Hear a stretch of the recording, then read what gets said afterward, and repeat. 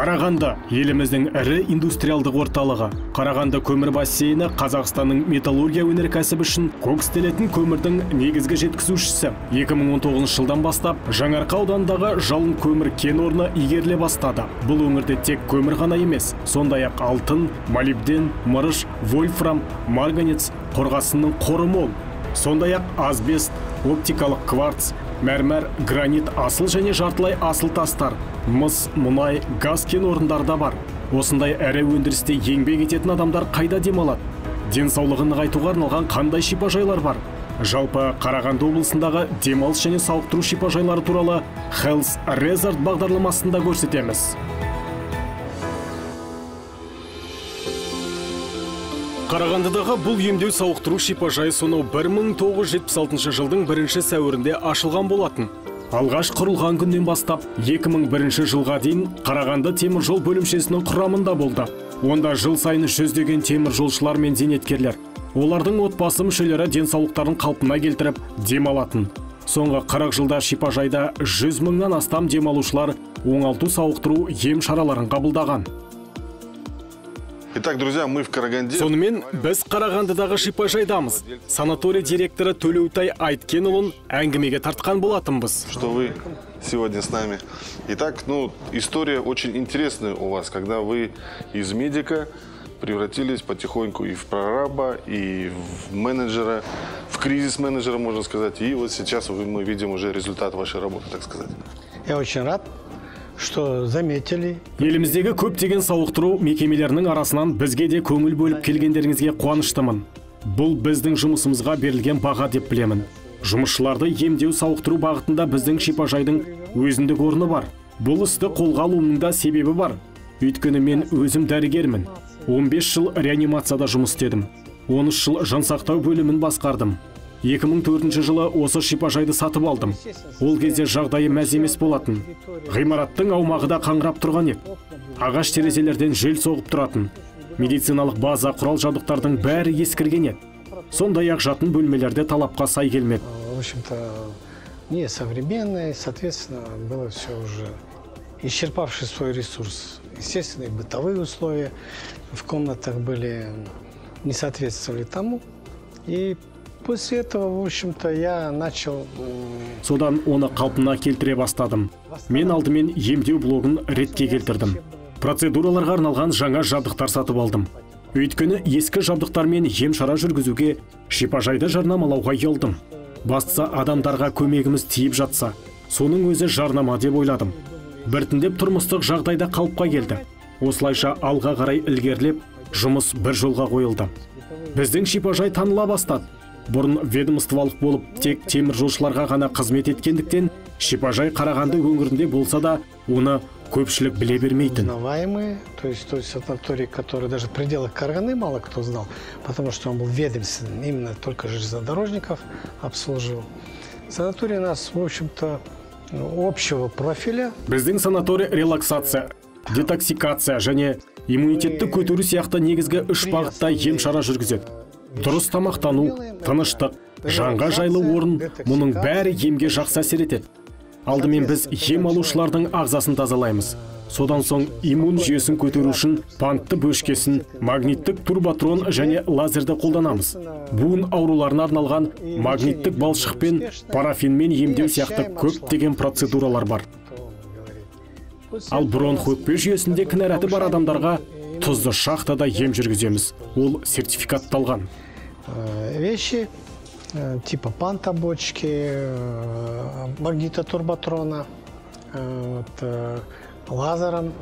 Ну и, соответственно, если человек обращается на боли в суставах, то у нас тоже большой арсенал. Это магнитное лечение, грязелечение, парафинолечение, ударно-волновая терапия. А если у человека там со стороны бронхолегочной системы, то, естественно, у нас сертифицированная соляная шахта. Демек, сізде процедуралардың толық кешені бар ғой? Иә. Осы айтылған ем шаралардың қалай жүргізілетінін көзбен көрсек. Бізге өзіңіз көрсетсеңіз. Жақсы, жүріңіздер. Шипажай 100 орынға арналған және жыл бойы демалушыларды қабылдайды. Мұнда Қарасор көлінің емдік балшығы қолданылады. Емделушілер сумен емдеу кезінде оттекті, көмір қышқыл газды, маржанды, тұзды құрамында йод бромы бар ванналар қабылдайды. Сондай-ақ душ, массаж, ингаляция, мануалды терапия, омыртқаны созу, галотерапия сияқты процедуралар бар. Төлеутай Айткенұлы, бүгін сенбі мұнда адам көп екен. Байқағанымыздай бос орын жоқ. Все места, как говорится, забиты. Біз жыл бойы жұмыс істегендіктен бізде бос орын болмайды. Жаз кезінде 1 ай бұрын алдын ала жазылады. Ал осындай уақытта 20 күн бұрын жазылып қояды. Әйтпесе орын болмайды. Шипажай ондай үлкен емес, 120 шақты адам қабылдайды. Сондықтан алдын ала ертерек жазылу керек. В это время где-то дней за 20 вперед. То есть без записи очень сложно к нам попасть, потому что санаторий не сильно большой, где-то 120 коек. Соответственно, как бы надо заранее записываться. Ну, естественно, они... Ал жүргізіліп жатқан процедураларды көрейік. Пойдемте. Мұнда жүріңіздер. Ну и как раз вот здесь вот Людмила Дмитриевна, она невролог у нас. Бұл Людмила Дмитриевна, біздің невролог дәрігер. Мына медициналық қондырғыны шамамен 10 жылдан астам уақыт. 15 жылдан бері қолданып келеміз. Емдік әсері өте жақсы. Ем алушыларға да ұнайды. Российская аппаратура. Результаты достаточно хорошие. Люди с удовольствием приходят, получают. Омыртқаға қатысты ем шаралар осында жүргізіле ме? По показаниям. Емнің әсері қалай? Керемет, бұрын аяғым сінетін. Бүгін 3-ші күн, нәтиже бар. Бұрын 10 күн деп қиналатын едім, міне 3 күннің ішінде жақсы болып қалдым. А то я 10 лет мучился проблемами. Вот за 3 дня уже. Откуда вы приехали? Сіз қайдан келдіңіз? Қарағандыдан. Вот что значит. Міне, науқастың өзі ем шараның оң әсер еткенін айтып жатыр. Ол 3 күннен бері осы жерде процедуралар алып, ем қабылдап жатыр екен. И уже говорит, что есть эффект. Соңғы жылдары шипажай зиянды жағдайларда еңбек ететін жұмысшыларды жаңа әдістермен емдеп сауықтыруға баса көңіл бөлуде. Ағзаны детоксикациялау әдісі тәжірибеге енгізілген. Бұл процедурада панто емдеу әдісі қолданылады. Онда панто бу бөшкесіне емдік шөптердің қайнатпаларында қосады. Бұл ағзаны толық тазартып, иммунитетті көтереді. Сондай-ақ адамның бойына күш-қуат береді. Ну и здесь вот та временка, которая... Мына жерде бізде панто ем шарасы жүргізіледі. Та самая бочка. Да. Қарағандыда біз бірінші болып бұл процедураны жүргізуді бастадық. Пантобочка, так называемая. Міне, мынау панто бөшке. Мұнда панто ертінсі арнайы әдіспен дайындалады. Маралдың мүйізін қолданамыз. Бізге Өскемендегі марал өсіретін шаруашылықтан жеткізіледі. Сертификатталған, арнайы құжаттары бар. С Усть-Каменогорского оленевого парка. Все это сертифицировано, имеет соответствующие документы. И, значит, нагревательный элемент. Бұл қыздырғыш элемент. Ертінді қайнап бу беріледі, және бөшкеде отырған адам терлейді. Тер арқылы адам ағзасына сіңіп әсер етеді. Кожу играет роль третьей почки. Детоксикация деген осы. Емнің әсері жарты жылға жетеді. Бұл жерден ем алушылар күш-қуат алып шығады. Температура автоматты түрде реттеледі. Белгілі уақытта өшеді. Термобақылау құрылғысы бар. Пациентке жайлы жағдай жасалады. Міне, процедура осылай жүргізіледі. Вовремя выключается, термодатчики стоят. Ну и достаточно комфортные условия. Вот пациент получает. Сізге қалай, ыңғайлы ма? Бәрі жақсы. Заряд чувствуется? Да. Ну и здесь вот у нас инфракрасная сауна. Ал мына жерде бізде инфрақызыл сауна бар. Міне, мынау турмалин. Панто бөшке процедурасы рұқсат етілмеген науқастарға осы инфрақызыл сауна тағайындалады. Өйткені жеңіл процедура. Бочки, пантобочки, то мы здесь, это инфракрасная. То есть, альтернатива. Да, это как переносится легче. Ну, соответственно, вот так. Балқарағай шипажайы. Балқарағаймен емдеу процедурасы. Ой, как пахнет. Иісі қандай? Сәлеметсіздер ме? Тоже такая же система. Бұл процедурада осыған дейін көрсеткен ем шараға ұқсас айырмашылығы бұл жерде құрғақ бу. Мұнда орнатылған жылу генератор арқылы құрғақ ауа жіберіледі. Мына тұрған заттарға емдік шөптердің қайнатпасы қосылады. Көбінесе қылқан жапырақты өсімдіктердің қайнатпасы қолданылады. Температура жоғары болғандықтан ана жақтағы бөшке процедурасын тағайындауға қарсы көрсетілім болса, ал мұндағы температура қазір 54 градусты көрсетіп тұр. Яғни дәл қазір ішінде 54 градус. Там температура уже достаточно высокий. Здесь температура вот на данный момент 54 градуса. То есть внутри 54 градуса. Міне біз хауздамыз. Да. Ну, когда я выкупил этот санаторий... Мен шипажайды сатып алған кезде бұл балшық сақтайтын жер еді. Түгел өзгерттім. Демалушыларға жайлы болсын деп. Бұл жерді бассейнге айналдырдым. Чтобы отдыхающие могли немножко расслабляться. Су жылы екен. Она с подогревом. Я, су жылытылады. Сондай-ақ сүзгіден өткізіледі. Бұл жер өте жайлы. Поэтому здесь достаточно комфортно. Төлеутай Әткенұлы, бұл жер элиталық болмаса да келушілердің қарасы көп. Тіпті өзіңіз айтып өткендей, Қазақстанда айтпағанда шетелден келетін тұрақты демалушылар бар. Даже несколько стран к вам приезжают регулярно сюда из регионов Казахстана. То есть получается, что жылтырағанның бәрі алтын емес деген сөз бар. Мұнда демалушылар қымбат интерьер үшін келмейтін анық. Мұның сыры неде? Что главная составляющая получается? Главная составляющая вообще... Бастысы қызметкерлердің демалушыларға деген көзқарасы. Сондай-ақ көрсетілетін қызметтердің бағасы мен сапасы көлемі де айтарлықтай әсер етеді. Бұл дәлелденген нәрсе. Яғни адамдар бізден ем-шара алғаннан кейін сауығады, жеңілденіп қалады. Біз ешқашан жарнама жасамаймыз. Жарнама бұл біздің пациенттер. Олар бізге жыл сайын қуана келеді. Менің бір науқасым бар. Ол осымен 30-шы рет келді. Это наши пациенты. Они с удовольствием приезжают каждый год. Есть у меня пациенты, которые уже 30-й раз приезжают. Шипажайдың жатын бөлмелерінде барлық жағдай жасалған. 2 кісілік бөлмелер жаңа жиһазбен, теледидармен, тоңазытқышпен жабдықталған. Ванна және душ бөлмесі де бар. Спортпен айналысамын деушілерге үлкен спорт және тренажер, фитнес залдары, теннис үстелдері бар.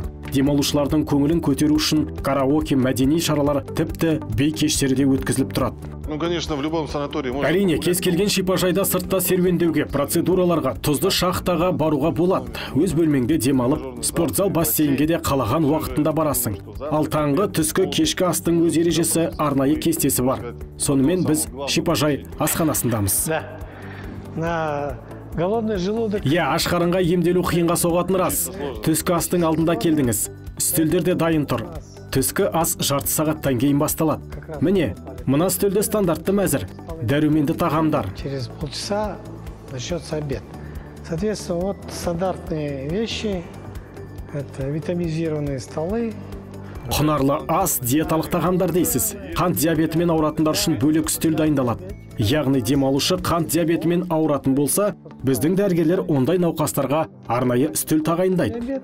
Наши доктора смотрят и назначают отдельный стол. Төлеутай Смайыловке қарап кәсіп бастауға ешқашан кеш емес екенін түсінесің. Ең бастысы, жылдар бойғы жиған тәжірибеңізді пайдаланып, ынта-жігермен жұмыс істеу. Сондай-ақ табысқа жетудің тағы бір сыры бар. И все-таки в чем секрет? Сіз үшін табыстың сыры неде? Как бы не останавливаться, надо идти вперед. Вообще бизнес — это такая вещь, Бастысы тоқтамай, тек алға жүру керек. Бизнесте тоқтасаң, артта қаласың. Біз көрсетілетін қызметтердің ауқымын кеңейтіп, сапасын жақсартамыз. Демалушылар өздерін жайлы сезінетіндей жағдай жасаймыз. Ең бастысы оларды жылы шыраймен қабылдап, сапалы қызмет көрсету. Біздің басты ұстанымымыз осы. Самое главное — это отношение к отдыхающим. То есть персонал в этом плане как бы усиленно практически на каждой планерке эти вопросы мы ставим.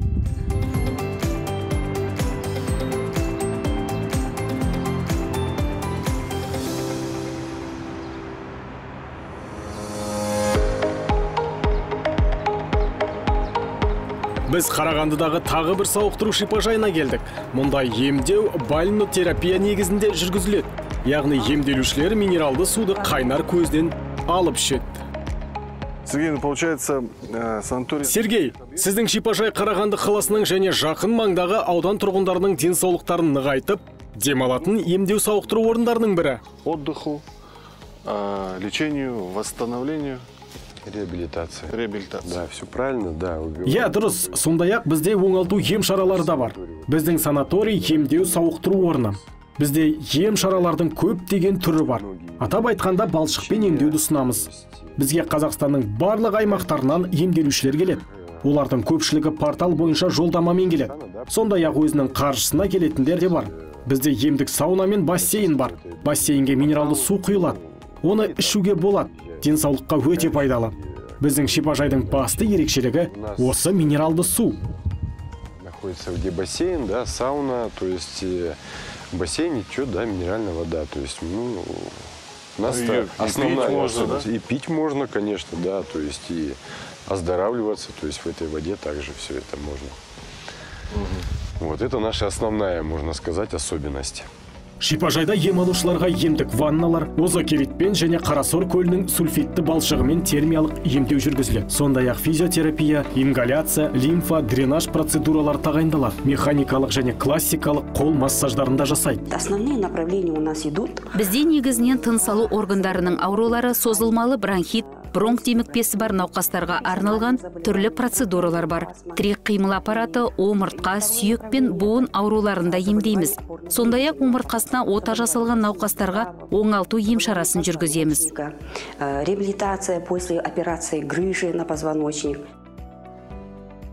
Здесь у нас проводится. Мына жерде біз дәрілік электрофорезді физиотерапиялық процедураны жүргіземіз. Міне біздің науқаста тізе буынының деформациялық артрозы бар. Біз қазір оған лидокаин дәрісімен электрофорез процедурасын жасаймыз. Электрофорез с лидокаином. Давайте, ложите. Иә, солай қойыңыз. Ложите. Так, действие. Дәрілік электрофорез қалай әсер етеді десеңіз, ол ауырсынуды және ісінуді басады. Бүгін нешінші күн ем алып жатырсыз? 3-ші күн. Емнің әсері қалай? Иә, жақсы болып қалдым. Иногда бывает. Кейде тағайындалған балшық немесе азокерит процедурасынан кейін өршу немесе ісіну пайда болады. Ол кезде біз электрофорезді тағайындаймыз. Ісінуді басып, жақсы әсер етеді. Очень хорошее действие и обезболивающее действие, да? Именно локальный. Сондай-ақ бел, омыртқа ауруларын емдеуде электрофорездің тиімділігі жоғары. Ал тез сіңірілетін электрофорезді лидазы дәрісімен, ал ауырсыну және ісіну кезінде лидокаинді қолданамыз. А когда боль именно отеки, тогда с лидокаином. Біз парафин азокерит бөлмесіндеміз. Дәл қазір қыздыру және жылыту процедурасы жасалуда. Бұл емшара негізінен остеохондроз, тірек қимыл аппараты, буындар мен сүйек ауруларына арналған. Қазір ем алушы науқаста бел омыртқасының остеохондрозы бар. Медбике ауыратын аймаққа азокеритті жылы күйінде жағып, үстін орап жауып қойды. Парафин азокериттің әсері өте жақсы, ауырсыну мен қабынуды басады. Парафин азокерит очень хороший. Тоже обезболивающее действие оказывает, противовоспалительные действия оказывает. Вот, даже можем спросить. Ал енді емделушілердің өздерінен сұрайық. Жағдайыңыз қалай? Азокерит емі қалай әсер етіп жатыр? Емнің әсері өте жақсы, бастапқыда расымен сенімсіздік болған. Ем шарадан соң ұнады. Әсері өте керемет. Сізге азокеритті қай жеріңізге қойып жатыр? Аяғыма қойып жатыр.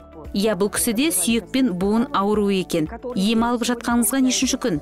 Бүгін 2-ші рет алып жатырмын. Көмегі бар. Нет, у нас вообще на 10 дней у нас путевка, но сегодня 2 раза говорили. 3 раза у нас. Хорошо. Помогает.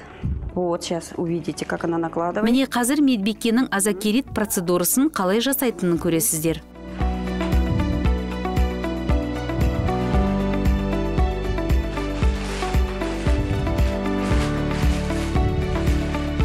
Работает, да? Здесь, в этом кабинете. Жалпы отандық санаторийлер негізгі ем шараларды ұсынады. Алайда шипажайдың орналасу жеріне табиғатына байланысты ерекшеліктер бар. Бір жерде балшықпен емдеуге баса көңіл бөлінсе, тағы бір жерде минералды сумен емдеу маңызды. Мысалы, Қостанайдағы шипажайдың қылқан жапырақты орман арасында орналасуы тіпті ерекше. Мұнда емделушілер кез келген уақытта қарағайдың иісі аңқыған орманда серуендеп, саңырауқұлақ жинай алады. Бұл адам ағзасы үшін керемет терапия. Самые различные. Аурудың түрі көп. Кейбір дерт түрі аймақтың экологиялық жағдайына байланысты туындайды. Мысалы, Қарағандыда кеншілер тыныс алу жолдарының ауруына көп шалдығады. Сондықтан жергілікті шипажайлар осы ауруды емдеуге басымдық береді. Сіз әрқашан осында келіп, демалып, денсаулығыңызды қалпына келтіре аласыз. Табиғаттың өзі жай ғана далаға шығып, серуендеп, күнделікті күйбең тірлікті ұмытып, өз ойыңызбен оңаша қалуға мүмкіндік береді. Прогуляться, забыть обо всем и ни о чем не думать.